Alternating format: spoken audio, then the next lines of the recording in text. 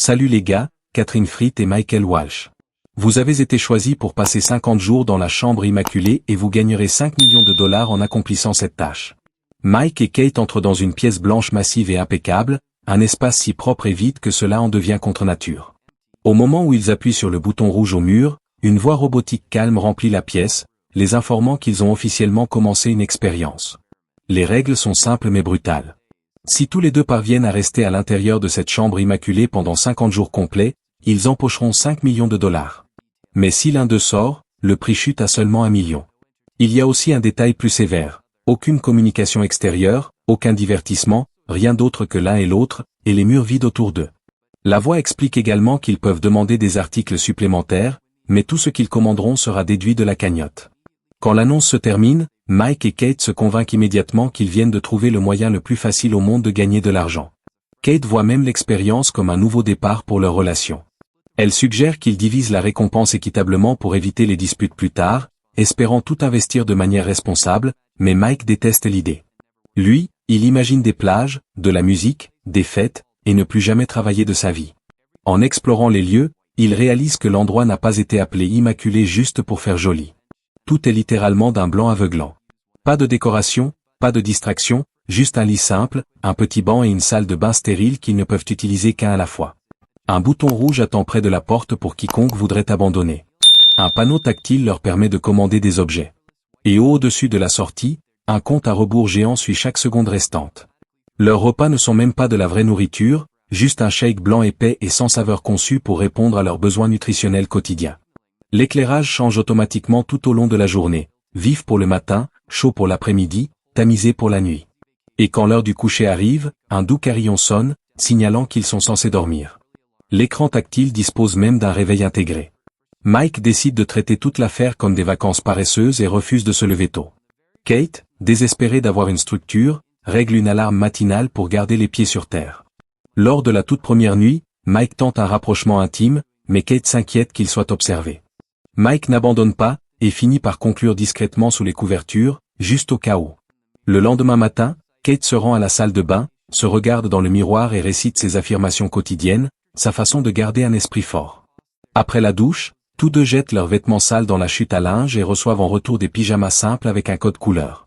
Pour garder son esprit actif, Kate essaie de comprendre pourquoi le Dr Yann, le mystérieux créateur de l'expérience, a conçu quelque chose comme ça. Mike explique qu'il a vu un jour un documentaire sur l'un des tests précédents de Yann, qui se serait apparemment terminé de façon horrible pour une famille de la classe ouvrière. Personne ne sait pourquoi le docteur mène ces expériences, seulement qu'il est incroyablement riche et fasciné par le comportement humain dans des conditions extrêmes. Mais de retour dans la pièce stérile, l'ennui devient leur premier véritable ennemi. Kate médite pour rester calme tandis que Mike s'enfonce dans de longs monologues étranges sur des questions aléatoires, comme pourquoi toute la pièce est blanche ou quelle direction est la bonne pour se brosser les dents. Chaque fois qu'il devient trop obnubilé par le compte à rebours, Kate le sort de sa torpeur, lui rappelant qu'il perdra la tête s'il continue de le fixer. Malgré ses efforts, Mike a du mal à dormir, devenant de plus en plus agité chaque jour. Kate s'en tient à sa routine, affirmation, faire le lit, rester centré, et elle essaie de lui remonter le moral dès qu'il s'effondre. Pendant que Kate médite, Mike se force à rester actif en faisant du jogging autour de la pièce. Pour combattre l'ennui, Mike et Kate commencent à inventer des jeux idiots, des défis d'applaudissements, des versions improvisées de Marco Polo, et dansent même au milieu de la pièce vide juste pour se sentir à nouveau vivant. Chaque fois que leurs pyjamas sont sales, ils les jettent dans la chute à linge et reçoivent exactement le même ensemble simple en retour. Les jours se brouillent jusqu'à ce que, sans qu'ils s'en rendent compte, près de 4 semaines se soient écoulées. Au 27e jour, quelque chose brise enfin la monotonie. Mike repère un minuscule insecte rampant sur le sol blanc. La toute première créature vivante qu'il voit depuis qu'ils sont entrés. Ravi, il s'accroupit à côté d'elle comme s'il s'agissait d'un ami de longue date, lui parlant comme à un animal de compagnie. Par instinct, il essaie de le nourrir avec une goutte de leur shake nutritionnel. Mais au moment où le liquide touche le sol, la voix mécanique les avertit. La nourriture est strictement réservée à la consommation des participants. Inquiet que l'insecte ne survive pas dans cette chambre stérile, Mike supplie pour trouver un moyen de le relâcher dans le monde extérieur.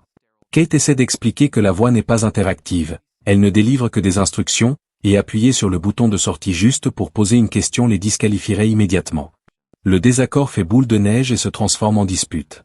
Mike insiste sur le fait que même une minuscule créature mérite de la compassion. Kate réplique sèchement, le traitant d'arrogant parce qu'il agit comme s'il était moralement supérieur juste parce qu'il est végan et pas elle.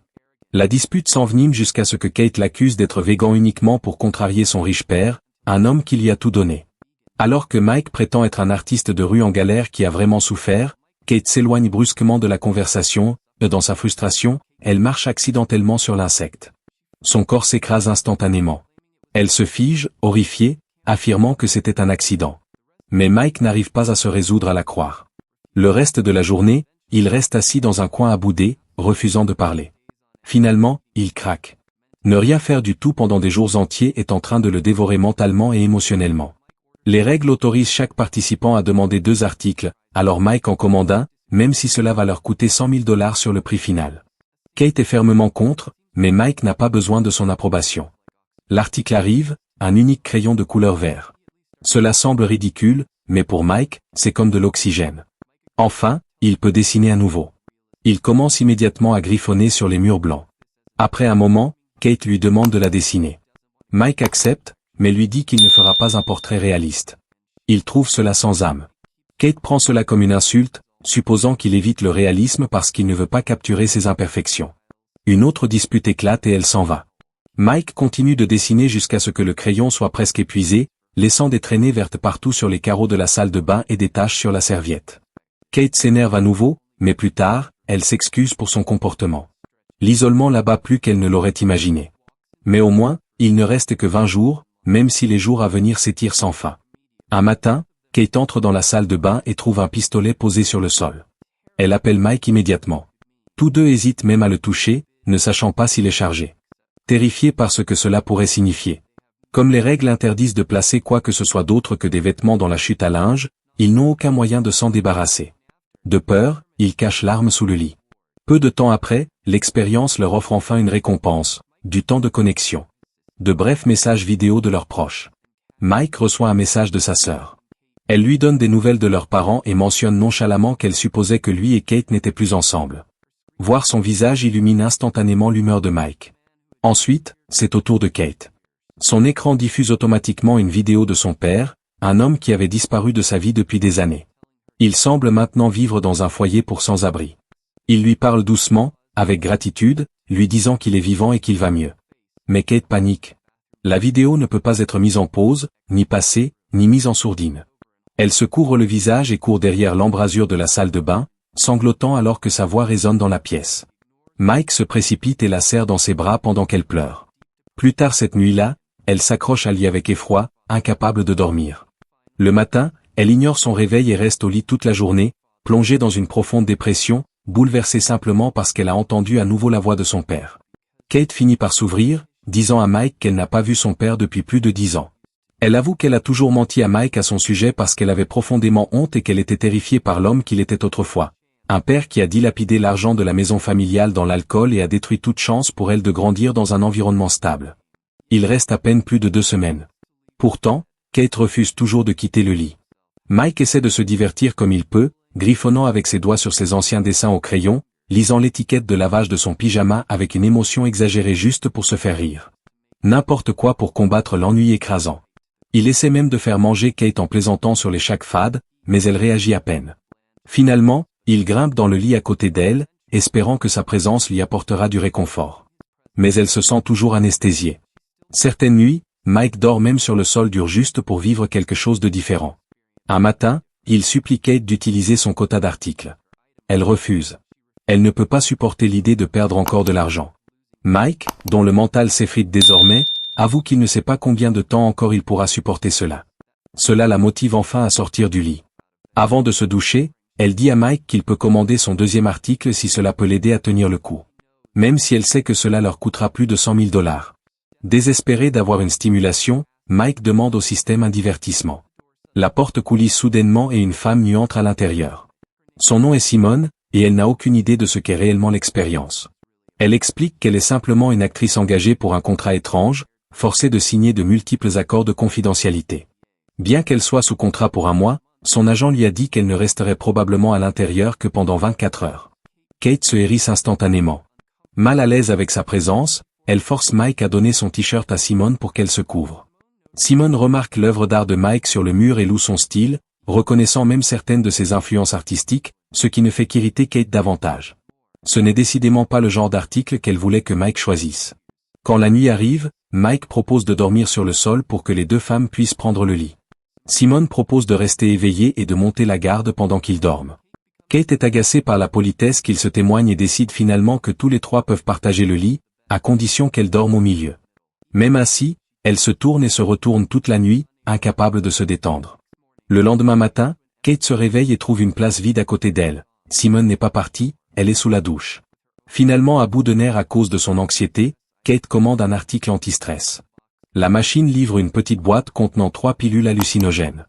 Kate en avale une, en offre une à Simone, et Mike accepte à contre-cœur de prendre la dernière après beaucoup d'hésitation. Bientôt, tous les trois dansent sauvagement à travers la pièce, riant de manière incontrôlable, tournant en rond comme si les murs avaient fini par prendre vie. Les hallucinations les enhardissent. Ils échangent des baisers de groupe désordonnés, se perdant dans l'élan surréaliste du moment, mais l'effet vire soudainement au cauchemar. Mike sombre dans un bad trip terrifiant. Il voit du sang dégouliner du plafond, sent l'eau se refermer autour de lui et imagine son jeune frère couler sous la surface, se noyant à ses côtés. Les femmes l'attrapent, essayant de le ramener à la réalité, mais il panique, hurlant qu'il veut quitter la pièce tout en marmonnant des choses sur Shell et la noyade. Kate le traîne jusqu'au lit, le serrant fort jusqu'à ce que la drogue finisse par se dissiper et qu'il s'effondre de sommeil. Plus tard, Simone demande discrètement à Kate ce que Mike voulait dire. Kate lui explique la vérité. Le petit frère de Mike, Chat, s'est noyé dans la piscine familiale alors que Mike était censé le surveiller. Pour aggraver les choses, Mike était défoncé ce jour-là, un regret qui le hante depuis lors. C'est pour cela qu'il a hésité à prendre la pilule. Simone demande ensuite gentiment comment Kate et Mike se sont rencontrés. Kate sourit tristement, se remémorant un après-midi pluvieux où elle n'avait pas de parapluie. Mike s'était approché d'elle, avait levé les mains en l'air et avait proposé de rattraper chaque goutte de pluie pour qu'elle ne soit pas mouillée. À l'époque, il était comme un rayon de soleil. Quand Mike se réveille, il partage un moment de vulnérabilité avec Simone. Elle lui confie qu'elle a perdu sa mère quand elle était jeune. Tous deux se lient autour de leur deuil commun. Kate tente de s'excuser, admettant qu'elle a probablement mal imaginé les choses, mais Simone sourit d'un air narquois et attise les flammes, le taquinant en disant que peut-être elle ne l'avait pas imaginé après tout. Le lendemain matin, Mike se sent malade et épuisé, mais Kate est distraite, faisant les 100 pas, perdue dans ses pensées.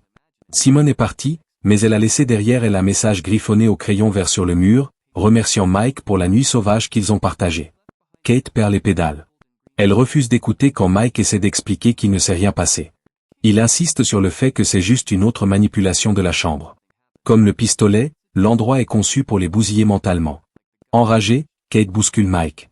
Il tombe et se cogne la tête, du sang coulant le long de son front. Il recule, blessé, pas seulement physiquement mais émotionnellement. Il lui rappelle qu'il ne l'a jamais trompée. Pas même quand elle a déménagé à New York. Pas quand il a coupé les ponts avec ses amis riches juste pour qu'elle se sente à l'aise. Pas quand il a abandonné l'université pour rester à la maison avec elle pendant ses épisodes dépressifs. Il a tant sacrifié. Et pourtant, en retour, il n'obtient rien d'autre que des accusations et de la jalousie. Kate s'effondre en larmes, s'excusant encore et encore, mais leur dispute est soudainement interrompue quand Mike commence à avoir des vertiges. Le coup sur sa tête finit par le rattraper. Sa vision se brouille et la panique brille dans ses yeux. Il est convaincu qu'il a besoin d'un médecin, mais Kate se précipite vers lui avec la seule chose qu'ils ont, le shake nutritionnel fade. Elle le supplie de boire, insistant sur le fait qu'il a juste besoin de sucre pour se stabiliser. Puis elle presse une serviette contre sa blessure, lui rappelant que le contrat stipulait clairement qu'aucune assistance médicale ne serait jamais fournie. Mike la regarde avec incrédulité. Ses paroles ne semblent pas réconfortantes. Elles semblent cruelles. Pendant un instant, il se demande si elle s'en soucie vraiment, ou si elle est plus inquiète pour l'argent que pour sa vie. Heureusement, le saignement s'arrête de lui-même, la coupure s'avérant relativement petite. Mais ce qui terrifie Mike, ce n'est pas la blessure. C'est la pensée de jusqu'où Kate aurait pu aller si la blessure avait été plus grave. L'aurait-elle laissé se vider de son sang juste pour garder le prix? La réalisation le frappe comme un coup de poing. Cet endroit les a transformés en étrangers, et l'argent ne réparera pas les dégâts. Mike décide que c'est fini, il s'en va. Kate refuse. Elle lui rappelle que c'est facile pour lui, lui qui a grandi riche. L'argent n'a jamais représenté la survie pour lui comme cela l'a été pour elle.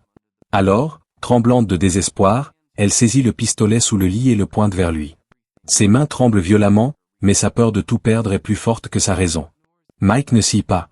Il ignore l'arme et appuie sur le bouton rouge. Kate tire un coup de feu vers le haut en hurlant, mais il est trop tard. La porte s'ouvre. Mike sort. Il abandonne l'expérience. À 16 jours de la victoire, Kate s'effondre de désespoir. Elle passe des jours immobiles, puis s'écroule en sanglots sous la douche. À 2 jours de la fin de l'expérience, elle remarque le vieux dessin de gouttes de pluie que Mike avait fait sur le mur. Un rappel du garçon qui, autrefois, la protégeait de la pluie juste pour la faire sourire. Inspirée par ce souvenir, elle se dirige vers la sortie, pose sa main sur le bouton rouge et quitte la pièce elle aussi. Des mois passent. Mike fait son jogging quand il aperçoit soudain Kate sortir d'un bâtiment. Il se fige. Ils ne se sont pas revus depuis la chambre immaculée. Elle a rendu visite à son père. Mike pense que c'est bien, que peut-être elle reconstruit sa vie. Ils décident de marcher ensemble et de discuter. Mais quand Mike lui demande doucement si elle est restée dans la chambre jusqu'au bout ou si elle a abandonné plus tôt, elle ne répond pas. Alors qu'il s'éloigne, la caméra recule pour révéler le bâtiment, un refuge pour sans-abri. Une plaque près de l'entrée annonce que le refuge a récemment reconstruit sa cuisine grâce à un important don anonyme.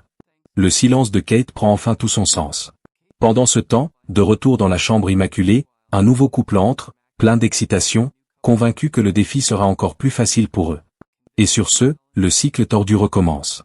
Et honnêtement, si on m'offrait ce genre de somme, je pourrais passer ces 50 jours avec un étranger, moi aussi. Et vous? Dites-le moi dans les commentaires.